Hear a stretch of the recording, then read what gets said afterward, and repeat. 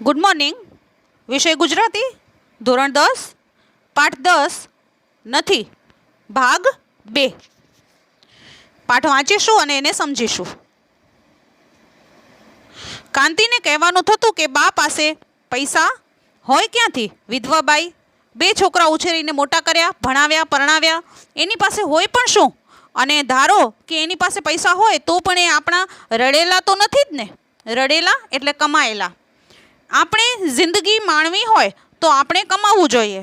અહીં કાંતિ કહે છે કે બા પાસે પૈસા હતા નહીં, અને હોય પણ ક્યાંથી? વિધવા બાઈ હતા, એણે 2 છોકરાઓને ઉછેરીને મોટા કર્યા, ભણાવ્યા, પરણાવ્યા, બધી જવાબદારીઓ પૂરી કરી. અને બા પાસે થોડા ઘણા પૈસા હોય પણ તો એ પણ બાના છે, પોતે કમાયેલા નથી. જિંદગી માણવી હોય તો આપણે પોતે કમાવવું જોઈએ એવી વાત એ પ્રસ્તુત કરે છે. પણ રમા સાથે દલીલ થઈ શકે તેમ નહોતું. રમા પાસે બહુ અટપટો હિસાબ હતો. પરણ્યા પછી બીજા જ વર્ષે કાંતિ અને રમા ગામડું છોડીને અમદાવાદ ગયા હતા. મોટો એ વખતે બા સાથે રહેતો હતો. કાંતિને એ વખતે મિલમાં નોકરી હતી. કાંતિ દર મહિને બાને પૈસા મોકલતો હતો. એની એ ફરજ હતી. 2-1 વર્ષ માંડ પૈસા મોકલ્યા હશે. પછી મિલની નોકરી છૂટી ગઈ હતી અને બા સાથેથી મન પણ વછોડાઈ ગયું હતું. ગાય પાસેથી વાછડાને વાળી લે એમ ખૂબીથી રમાએ એને વાળી લીધો હતો. પણ જિંદગીના એ 2 વર્ષ કાંતિએ બાને પૈસા મોકલ્યા એનો હિસાબ રમા પાસે અટપટો હતો. એ કહેતી કે આપણે પૈસા મોકલ્યા એટલે જ ડોસી મૂડી કરી શક્યા, નહીં તો એમની પાસે શું હતું? કાંતિને પૂછવાનું મન થતું, પણ 2 વર્ષમાં આપણે પૈસા કેટલા મોકલ્યા હશે? આમ રમા જે છે, રમા કાંતિના પત્ની છે, એની પાસે અલગ અલગ દલીલો હતી. એની સામે કોઈ દલીલ કરી શકે તેમ નહોતું. રમા પાસે અટપટા હિસાબ હતા. પરણ્યા પછી, લગ્ન થયા પછી રમા અને કાંતિ બંને લગ્નના બીજા જ વર્ષે ગામડું મૂકી અને અમદાવાદ જતા રહ્યા. ત્યાં એક મિલમાં કાંતિ નોકરી કરતો હતો અને દર મહિને બાને પૈસા મોકલતો. માંડ 2 વર્ષ એણે પૈસા મોકલ્યા હશે. આમ ધીમે ધીમે રમા અને કાંતિ માંથી અલગ થઈ ગયા હતા. રમાએ કાંતિને પોતાની તરફ કરી લીધો હતો અને બાથી દૂર કરી લીધો હતો. આમ રમા પાસે પૈસાનો અટપટો હિસાબ હતો. કાંતિને એવું થતું કે રમા એને હિસાબ પૂછતા કહે, રમાને કાંતિ કહે કે અત્યાર સુધી આપણે કેટલા પૈસા ડોશીને મૂક્યા હશે? ડોશી તું વારંવાર કર્યા કરે છે કે ડોશીએ મૂડી કરી શક્યા, એ આપણે પૈસા મોકલ્યા એનાથી જ કર્યા હશે. તો આવામાં કાંતિને ઘણીવાર પૂછવાનું મન થતું કે આપણે 2 વર્ષમાં કેટલા પૈસા માને મોકલ્યા હશે, પરંતુ એ પૂછી શકતો ન હતો. આગળનો ફકરો. પણ રમા જુદો જ હિસાબ ગણાવતી હતી. આપણે જે પૈસા મોકલ્યા એમાં ડોશી તાણી તૂસી પૂરું કરતા હશે અને પોતાની કમાણીનું બધું બચાવતા હશે. એ કંઈ ઓછા કસબી નહોતા. વળી, પાપડ, ગોદડા, ગાદલા, ભરત ગૂંથણ કેટલું જાણતા હતા. કમાણી સારામાં સારી હતી એટલે તો મોટાભાઈ એમની સાથે ગદરી ખાતા હતા ને. બાકી મોટાભાઈ કેદી 1 પૈસો એ રડ્યા છે? રમાના વેણ ધીમે ધીમે એને સાચા લાગવા માંડ્યા. મોટા તરફ એને બચપણથી કચવાટ હતો. ધીમે ધીમે એમાંની નફરત, ધિક્કારની લાગણી જન્મી. મોટો છે જ એવો. અને એક દિવસ એણે બાને કહી દીધું હતું, મોટાને તારી સાથે રાખવો હોય તો હવેથી હું 1 પૈસો તને મોકલું નહીં. હું કમાયા કરું ને એ વાપર્યા કરે એ નહીં બને. એ સાંભળી બાની આંખમાં ગરમી આવી ગઈ હતી. મોટો મારી ભેગો રહે છે કે હું એની ભેગી રહું છું? બોલતા જરાક વિચાર કર. મોટાની વહુને મોટાના છોકરા મારી સેવા ચાકરી કરે છે. તારે ને તારી વહુને કાંઈ કરવું નથી ને ઉપરથી મારું કામ કરે છે એને કરવાય દેવું નથી. તું રડે છે ને 2 પૈસા મોકલે છે, એમાં આટલો રોપ શું મારે છે? જા, પૈસોય મોકલતો નહીં. તારો પૈસો મારે આજથી હરામ છે. બા રડી પડી હતી અને રસોડામાં ચાલી ગઈ હતી. આમ રમા જે છે, કાંતિના પત્ની, એ જુદો જ હિસાબ ગણાવતા. ડોશી તાણી તૂણીને પૂરું કરતા હશે અને પોતાની કમાણીનું જે કાંઈ પોતે કમાતા હશે એ મૂકી રાખતા હશે, બચાવતા હશે. પોતે ઘણા બધા હુનર જાણતા હતા, કસબી હતા. વળી, પાપડ, ગોદડા, આવું બધું જ એને બનાવતા આવડતું હતું. ભરત ગૂંથણનું કામ પણ સારી રીતે આવડતું હતું. એમને સારામાં સારી કમાણી હતી. મોટાભાઈ એમની સાથે એટલા માટે જ રહેતા હતા. કોઈ દિવસ મોટાભાઈએ પૈસો એ કાઢ્યો નથી, કમાણા નથી, એવું રમા કહેતી. રમાના આવા વેણ જે છે, આવા શબ્દો જે છે, એ કાંતિને ધીમે ધીમે અસર કરવા લાગ્યા. આમે બાળપણથી કાંતિને મોટાભાઈ હિંમત પ્રત્યે નફરત તો હતી, ધીમે ધીમે ધિક્કાર જન્મવા લાગ્યો. આમ એક દિવસ કાંતિએ બાને કઈ સંભળાવ્યું કે મોટાને તારી સાથે રાખવો હોય તો હું તને એક પણ પૈસો આપીશ નહીં. મોટો વાપર્યા કરે અને હું કમાયા કરું એ વાત બનશે નહીં. આવું સાંભળી અને બાને ગુસ્સો આવી ગયો અને બા કહે છે કે મોટો મારી સાથે રહે છે, એના વહુ અને છોકરા મારી સેવા ચાકરી કરે છે, તું શહેરમાં રહે છે, તારે કંઈ કરવું નથી અને ઉપરથી જે કરે છે એને પણ નથી કરવા દેવું, તો આજથી તું મને એક પણ પૈસો મોકલતો નહીં, તારો પૈસો મારા માટે હરામ છે. આવું એ ગુસ્સેથી કહી દે છે. પછીનો ફકરો. કાંતિને થોડા દિવસ તો ચેન પડ્યું નહોતું, પણ પછી રમાએ મલમ પટ્ટા કરીને બધું ઠીકઠાક કરી દીધું હતું. એ બનાવ બન્યો પછી કાંતિનું અમદાવાદથી વતન જવા આવવાનું ઓછું થઈ ગયું હતું અને પછી તો સાવ બંધ થઈ ગયું હતું. પછી જો કે બા સાથે થોડોક વખત મનમેળ પણ થયો હતો અને ક્યારેક ક્યારેક એ પૈસા પણ મોકલતો હતો અને એક બે વાર મોટા સાથે ઝઘડો પણ થયો હતો. પણ પછી વતનની દિશા લગભગ બંધ થઈ ગઈ હતી. છેલ્લા કેટલાક વર્ષોથી બા વતનમાં એકલી રહેતી હતી. મોટો રાજકોટમાં નોકરી કરતો હતો, બા એની સાથે રહેવા ગઈ હતી પણ શહેરમાં ફાવ્યું નહીં એટલે પાછી ગામડામાં ચાલી આવી હતી. મોટો 2-3 વાર અમદાવાદ આવીને ઝઘડી ગયો હતો. હત નમાલા ઘરલી માનુંય તને દાચતું નથી? રમા કહેતી, મોટાભાઈને કહી દો કે બહુ દાચતું હોય તો માને કાવડમાં લઈને જાત્રા કરાવો ને, અહીં શું કામ બાજવા દોડ્યા આવો છો? પણ કાંતિ કોઈને કાંઈ કહી શકતો નહીં. કહેવાનું મન તો ઘણું થતું પણ કોને કહેવું? બા ક્યારેક કાગળમાં લખતી કે ભાઈ તું 2 પૈસા કમાય છે તો તારે કંઈક સમજવું જોઈએ, મોટો બચરવાડ માણસ છે. બા કંચન માસી પાસે પત્ર લખાવતી. રમા પત્ર વાંચીને તરત જ કહેતી, તમારી બા મને વાંજણી કહે છે. ડોશીના કહેવાનો અર્થ તમે સમજ્યા? તમારે કાંઈ છોકરું થયું નથી, પૈસા કમાવો છો એ કોના માટે? આખરે તો બધું મોટાભાઈના છોકરાને જવાનું છે, એટલે અત્યારથી સમજો તો સારું. પણ હું એક પૈસોય મોટાના છોકરાઓને આપવાની નથી. ભલે મારે છોકરું ન હોય, ભલે હું વાંજણીઓ દાન ધર્મ કરી દઈશ, નદીમાં નાખી દઈશ, પણ બીજા કોઈને આપીશ નહીં. ડોશીના વેણ તો જુઓ કેવા વેણ લખે છે. પણ રમા દાન ધર્મ કરવા ન રોકાણી ને નદીમાં પૈસા નાખી દેવાય ન રોકાણી. અને પૈસા કાંતિ પાસે હતાય ક્યાં? પણ કેવું બની ગયું, જાણે એક સપનું આવીને ઉડી ગયું. રમા ઉડી ગઈ, ગીધ ઉડી જાય એમ ઉડી ગઈ.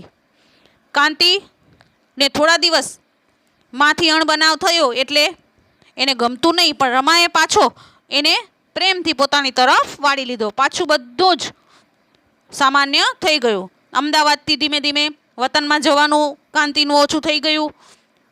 ફરી પાછું થોડા સમય પછી બંનેનો મા દીકરાનો મનમેળ થઈ ગયો હતો. એ પૈસા પણ મોકલતો હતો. આમ ક્યારેક ક્યારેક એ પૈસા મોકલી દેતો. 1-2 વાર મોટા ઝઘડા પણ થયા. આમ વતનની દિશા હવે કાંતિની લગભગ બંધ થઈ ગઈ. છેલ્લા કેટલાક વર્ષોથી બા વતનમાં રહેતી હતી. રાજકોટમાં મોટો ભાઈ હિંમત નોકરી કરવા જતો રહ્યો હતો.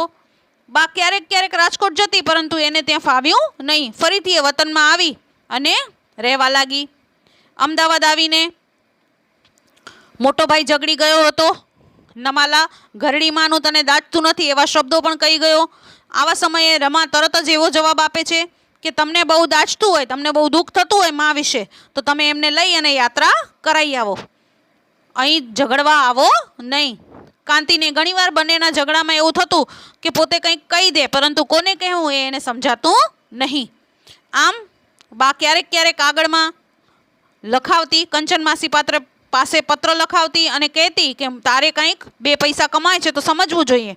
મોટો બચરવાડ માણસ છે, એટલે બચરવાડ એટલે બાળકો છે મોટા ભાઈને, એવું એ કહેતા. રમા પત્ર વાંચી તરત ગુસ્સે થતી, તરત જ અર્થનો અનર્થ કરી નાખતી. એ કહેતી કે તમારી બા જે છે એ મને વાંજણી કહે છે. જે સ્ત્રીને સંતાન ન હોય એને વાંજણી કહેવાય. તો અહીંયા એ કહે છે કે તમારી મા મને વાંજણી કહે છે, એવું મેણું મારે છે. મારી પાસે થોડા ઘણા પૈસા હશે ને તો પણ હું એને આપીશ નહીં અને દાન ધર્મ કરી નાખીશ, યા તો નદીમાં ફેંકી દઈશ, પણ કોઈને આપીશ નહીં.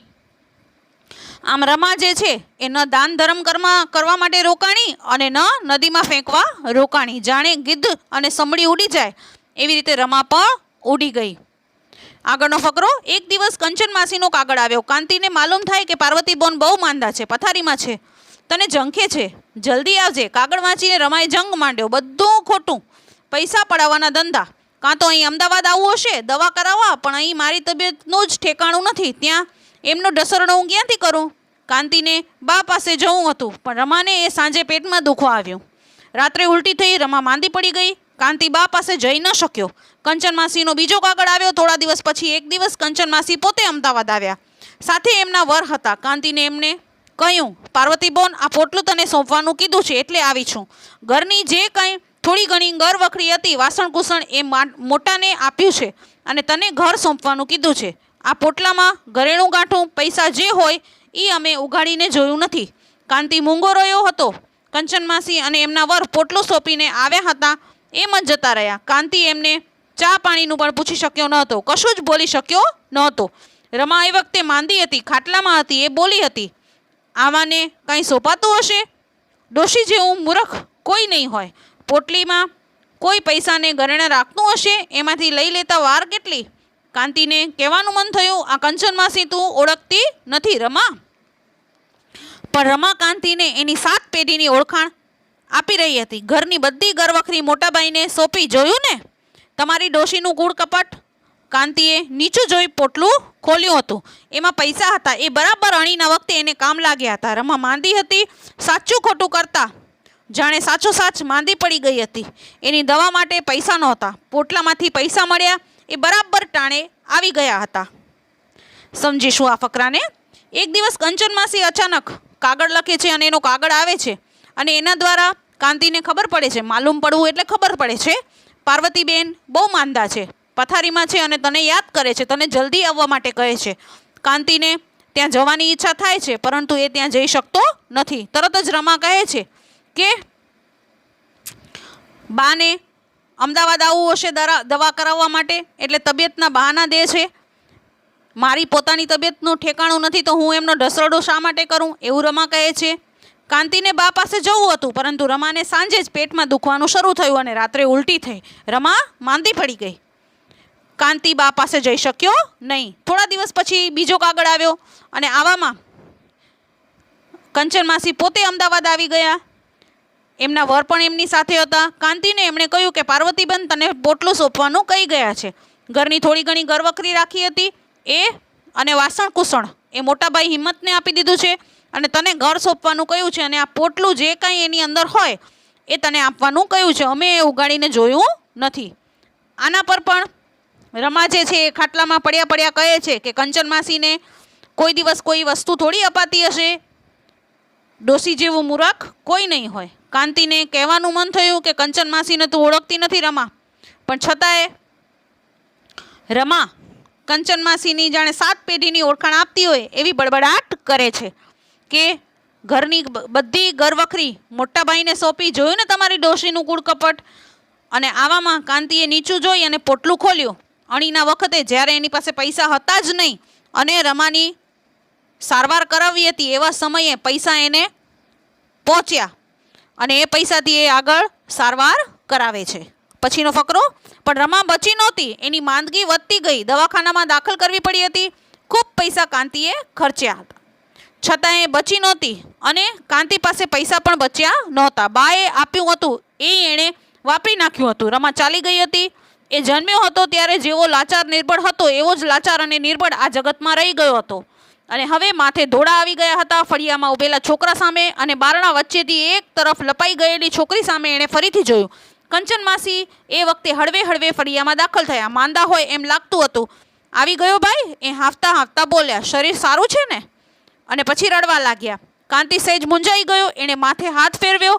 કંચન માસી બોલ્યા, મને તો હવે પગે વાહ આવ્યો છે, બહુ હાલી ચાલી શકાતું નથી.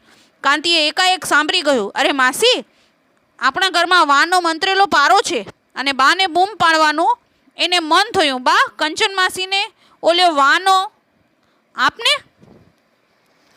સમજીએ, રમા બચી નહીં. જે પૈસા હતા એ પૈસા દ્વારા સારવાર કરાવી, પરંતુ એની માંદગી જે છે એ વધતી જ ગઈ. એને દવાખાનામાં દાખલ કરાવવામાં આવી. ખૂબ ખર્ચો કર્યો. જે કંઈ પૈસા હતા એ બધા કાંતિએ એની સારવારમાં પૂરા કર્યા. રમા છતાં પણ બચી શકી નહીં.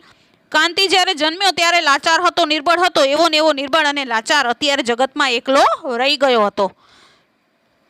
કાંતિના માથે ધોળા વાળ આવી ગયા. ફળિયામાં ઉભેલા છોકરાઓ અને બારણા વચ્ચેથી લપાઈને જોઈ રહેલી છોકરી સામે કાંતિ જોવે છે. આવામાં કંચન માસી ધીમે ધીમે ફળિયામાં દાખલ થાય છે અને પ્રશ્ન પૂછે છે હાંફતા હાંફતા, ભાઈ આવી ગયો, શરીર સારું છે? અને પછી રડવા લાગ્યા. કાંતિ પણ સહેજ મૂંઝાયો. એણે પોતાના માથે હાથ ફેરવ્યો અને કંચન માસી બોલે છે, મારાથી હલાતું નથી, કારણ મને હવે પગે વા આવ્યો છે. કાંતિને એકાએક સાંભળી આવ્યું કે પોતાની મા પાસે વાનો પાટો હતો, મંત્રેલો એક પારો હતો. તો એ તરત બૂમ પાડીને કહે છે, એને એમ મન થાય છે કે કંચન માસીને ઓલો બાનો જે પણ વામાં બાંધતા હશે એ પારો આપને, એવું કહેવાનું એને મન થાય છે. પરંતુ એને સાંભળી આવે છે, યાદ આવે છે કે હવે બા પણ રહ્યા નથી. પછીનો ફકરો, એણે રસોડા તરફ મોં ફેરવ્યું. એકાએક એના પગ નીચેથી ધરતી જાણે ધ્રુજી ગઈ. એની બા ક્યાં રસોડામાં હતી? પાણી લઈને હમણાં આવશે એમ એને આછું આછું લાગતું હતું, પણ એ હવે ક્યાંથી આવવાની હતી? એની બા તો મૃત્યુ પામી હતી. કંચન માસી તે દિવસે એને ત્યાં અમદાવાદ પોટલું લઈને આવ્યા એ પહેલાં જ બા મૃત્યુ પામી હતી. કંચન માસી પાસે બા એક આગળ લખાવ્યો હતો, તાર કરાવ્યો હતો, પણ કાંતિ જઈ શક્યો નહોતો. પણ બાને ક્યારેય રીસ ચડતી નહોતી, કાંતિ ઉપર ક્યારેય રીસ ચડતી નહોતી. પોટલું, ઘરેણાં ગાંઠા, પૈસા જે કંઈ હતું એ, અને આ ઘરમાં કાંતિ જન્મ્યો હતો. ક્યારામાં છોડ પાંગરે એમ આ ઘરમાં એ મોટો થયો હતો. આ ઘરની દિવાલોમાં એનું હાસ્ય, એનું રુદન, એની ચીસ, રીસ, એનો આનંદ, એની બાનું હેત, એના છણકા. કાંતિ દિવાલો સામે જોવા લાગ્યો. વાદળા ધીમે ધીમે ક્ષિતિજમાં સમાઈ જાય એમ બધું જ ધીમે ધીમે ડૂબી ગયું હતું. બા નહોતી, કશું જ નહોતું, ઘર નહોતું, ખાલી ખોરડું હતું.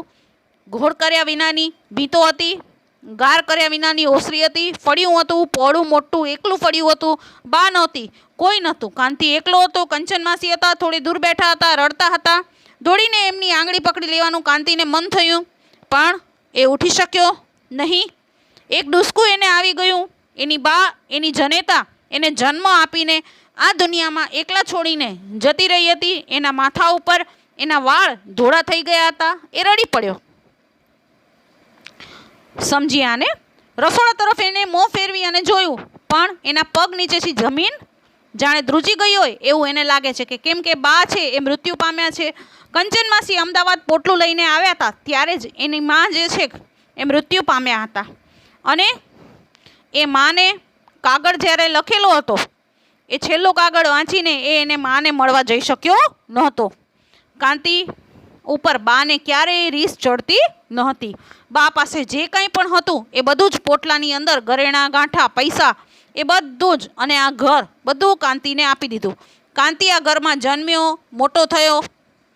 એના રણકા, છણકા, આનંદ, રુદન બધું જ આ ઘરની અંદર છવાયેલું હતું. એને બધું યાદ આવે છે. ઘરની પરિસ્થિતિ પણ એ જોવે છે. અને આવામાં કાંતિ ત્યાં એકલો બેઠો છે. કંચન માસી પણ એની બાજુમાં બેઠા છે. આવામાં કાંતિને એમ થાય છે કે એ કંચન માસીનો હાથ પકડી લે, આંગળી પકડી લેવાનું મન થાય છે, પરંતુ એ ઉઠી શકતો નથી. અને એને ડૂસકું આવી જાય છે. એ રડી પડે છે ધીમેકથી. અને એની જનેતા એને જન્મ આપીને એકલા મૂકી અને જતી રહી હોય ને એવો અનુભવ એને થાય છે. અને એના વાળ પણ આવી પરિસ્થિતિમાં ધોળા થઈ ગયા છે. અને એ એકલો રડી પડે છે. એવી વાત અહીં પ્રસ્તુત કરવામાં આવી છે. સંગાત પુસ્તકમાંથી આ ગદ્યને લેવામાં આવ્યું છે. તો આજે આપણે નથી ગદ્ય વાંચ્યું અને એને સમજ્યા. આ ગદ્યમાં આશા રાખું છું આપને સમજાયું હશે. માનો પ્રેમ જે છે એ અહીં પ્રસ્તુત કરવામાં આવ્યો છે. ગ્રહ કાર્ય સવિસ્તર ઉત્તર લખો. પ્રશ્ન 1, વિધવા બા પાર્વતીએ કાંતિ અને તેના મોટા ભાઈને કેવી કેવી મુશ્કેલ પરિસ્થિતિમાં ઉછેર્યા હતા? પ્રશ્ન 2, પાર્વતી બા અને મોટા ભાઈ માટે રમાના મનમાં કેવો ભાવ હતો તે પાઠને આધારે લખો. આમ આ ગ્રહ કાર્ય આપણે આપણી નોટબુકમાં નોંધવાનું રહેશે. અમુક પંક્તિઓ આપણે જોઈશું જેમાં માનો મહિમા જણાવવામાં આવ્યો છે. અને મા તેમાં એવો નિબંધ જો આપણને પૂછાય તો એમાં પણ આપણે આ પંક્તિઓ જે છે એને લખી શકીશું. માનું સ્થાન આ દુનિયામાં કોઈ પણ લઈ શકતું નથી. પંક્તિઓ જોઈશું. મીઠા મધુ ને મીઠા મેહુલા રે લોલ, એથી મીઠી તે મોરી માત રે, જનનીની જોડે સખી નહીં જડે રે લોલ, જનનીની જોડે સખી નહીં જડે રે લોલ. તો જનની એટલે કે માની જેવું વ્યક્તિત્વ બીજું ક્યાંય આ વિશ્વમાં આપણને મળી શકશે નહીં, એવી કાવ્ય પંક્તિ અહીં પ્રસ્તુત કરવામાં આવી. તો માં તેમાં નિબંધ જ્યારે પણ પૂછાય ત્યારે આપણે આ પંક્તિઓનો ઉપયોગ એ નિબંધમાં કરી શકીએ. માનો મહિમા જે છે એ અહીં પ્રસ્તુત કરવામાં આવ્યો છે. આશા રાખું છું કે આપને આ વિડીયો ગમ્યો હશે અને નથી ગદ્ય સમજાયો હશે.